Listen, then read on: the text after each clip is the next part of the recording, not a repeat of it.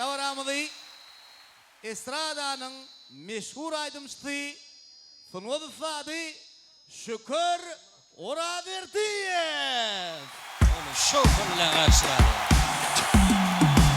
Assalamu alaykum. Hemme şahane bayramınız kutlu ya. Bayramınız kutlu olsun. Ahden anlam. Barışıkta qolqow bolsun.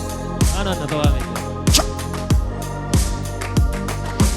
İntak yolun başında Yanı jugan yaşımda Düşünmeyen durmuşa Yol var koymana kakara Dostum kim düşmani Öğrüp tanımavi İntaklar men yaş olyan Maslahat bere kaka Dertli şotin birini Akvar sana karışya Koy vermegin telini Hıylağın mıdam ilini Azı hepsi günler Vardar entek başında Dostrayan düşmanlığın kaçarsın Dostlar varsa taşında Bir yolunçu bir ötevçi Bütün yemedi yalancı Durmuşun oynan oynayan Bir manna dine oyuncu Bir yolunçu bir ötevçi Bütün yemedi yalancı Durmuşun oynan oynayan Bir manna dine oyuncu Bayramınız kutlu olsun. Çiğler de onlar gençler. Ay bereket.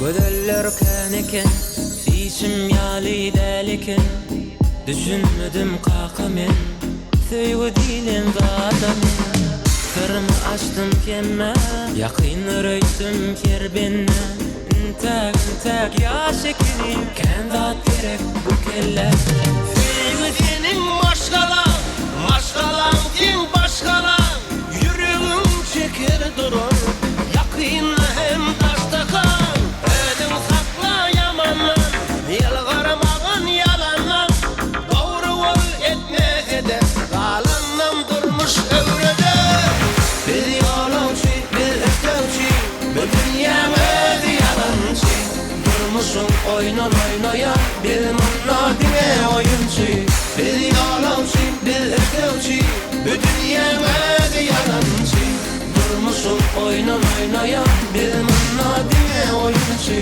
Bir yolunçu bir ötevçi Bütün yemedi yalancı Durmuşun oynan oynayan Bir manna dine oyuncu Bir yolunçu bir ötevçi Bütün yemedi yalancı Durmuşun oynan oynayan Bir manna dine oyuncu